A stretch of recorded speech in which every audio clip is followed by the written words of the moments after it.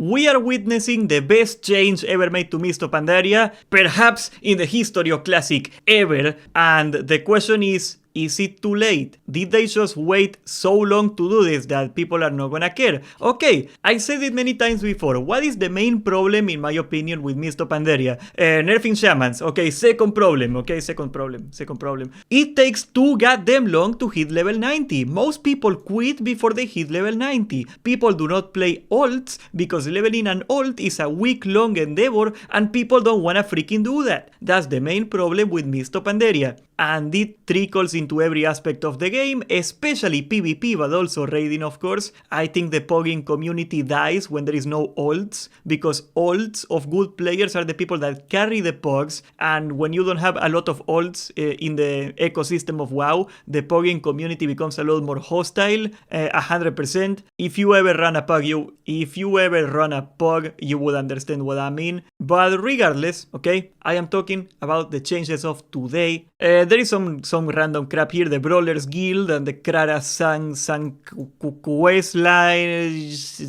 A new scenario. Okay, where is it? Oh yeah, look at that. Also, by the way, might as well do a little bit of a segue here. The PvP vendors were in the wrong spot for like 3-4 weeks, and Jerome and Cyrene had an interaction in Twitter. I think it is actually deleted, I couldn't find it, where like, it was basically Cyrene explaining to Jerome why moving 4 NPCs from below a wall to over a wall was like an insurmountable endeavor that a company with $70 billion could never make, and it was probably gonna take 2 months to even do that. Well, it finally happened, so the PvP vendors are at their correct spot. Yeah, if it takes them this long to fix 3 NPCs, I don't even wanna know what's gonna come out to Classic Plus, honestly. But here is the big deal. There is some really good news, and I want you to come out of this video knowing that today was actually a good day. After popular demand, they nerfed experience to the ground. As you can see here, the experience bonus gained by level 85 to 90 characters has been increased from 10% to 65%. Now we can do some very basic math in here.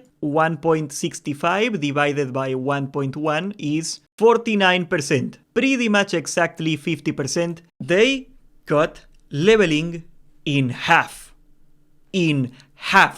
Which, as you can see here, it was already a thing in actual real Pandaria. That was the intended experience rate after patch 5.4.8. So it is not a crazy new change that wasn't part of the actual game, but I think, and I am not even kidding, that this experience rate pre-nerf was the main reason behind Pandaria not performing as well as Cataclysm. Aren't there other problems in the game that make people don't want to play as much as they did in Cataclysm? Sure, yeah, we can talk about those, but I think the main reason, I've seen it, I tried to get friends into the game and I couldn't. I think the main reason that Pandaria is not performing as well as Cataclysm is a lot of people hit level 87 or so, and they freaking quit. On top of that, a huge part of what was keeping the population of Cataclysm up, it was that people were playing ults, but they just made it randomly a lot infinitely harder, well not harder, infinitely more time consuming to get an ult going in MoP. So if you want to play an ult, it's gonna take you like a freaking week to get it set up just so you can go do dungeons or something that you actually want to do, and most people don't want to do it. I was planning to do like 10 ults,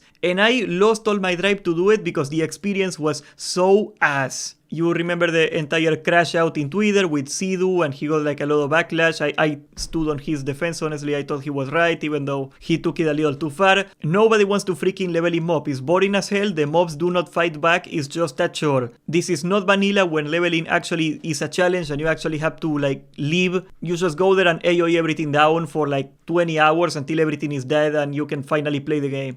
But Medina, the real game is not the end game. Why is WoW so focused on the end game? I don't know. Why don't you go to play at level 20 in the Barrens with Cargos for the rest of your life? He's having such a great time playing in the Barrens all day. You two know those people stream and they are in the Barrens killing boars. Is that your future? Is that the real game you want to play? Is that the true height of game development for you? That you can go right click a boar in the Barrens? I'm not doing this. I am not sitting here and pretending that leveling is fun for content. It's not not fun, it's lame. And to make it worse, in modern expansions, the retail leveling experience is godded completely. Nobody wants to freaking level. Leveling has been an obsolete concept since Rato the Lich King. If you wanna go to the Barrens and click on all your spells at level 20 for the rest of your life, go do it. Like, I don't know why you would stand against this. I am so freaking glad this happened. About damn time. But that will bring us to the more obvious question. Will it make people come back?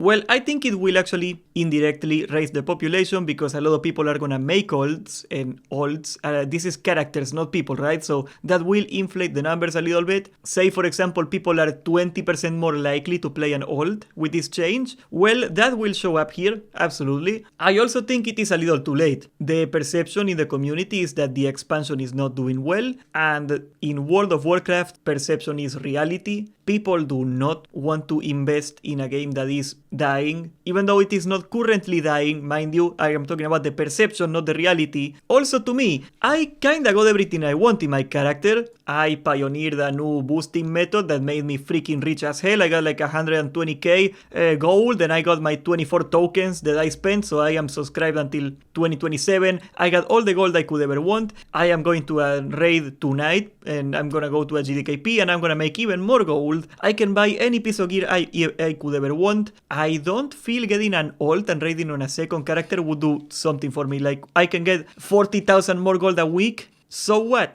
If I really wanted to go ham in MoP and like actually play the game a lot more, I guess I would start looking to progress in Heroic or something like that, which I do not recommend, but I would rather do that than just raid on 2 characters. I am playing other games, I am playing RuneScape, I am playing a little bit of retail actually, if you can believe that, trying to see Mythic Plus for the first time. I am perfectly content just raid logging into MoP, and I feel people either got a good group and they just raid log in MoP or every week and they don't care too much about anything else at this point, or they quit. And I don't see how some of those people, I don't see how a raid logger at this point in MoP would really wanna invest the time and effort it takes to get a second character going just so they can raid more. Maybe the raids are good, the raids are actually pretty good. Heart of Fear is actually an amazing raid, I'm having a lot of fun. Gonna do it tonight with the boys again. But it's too late. I think this change is too late. It will have an impact, I don't think it will have a big impact. That's the way you can see it if you want. What is your take? Are you actually gonna come back to MoP? Are you actually gonna level an ult because of this change? Like, did it actually make an impact in your decisions? That's what I wanna know. We are live on Twitch every day, so subscribe, join the Discord, and thank you for watching.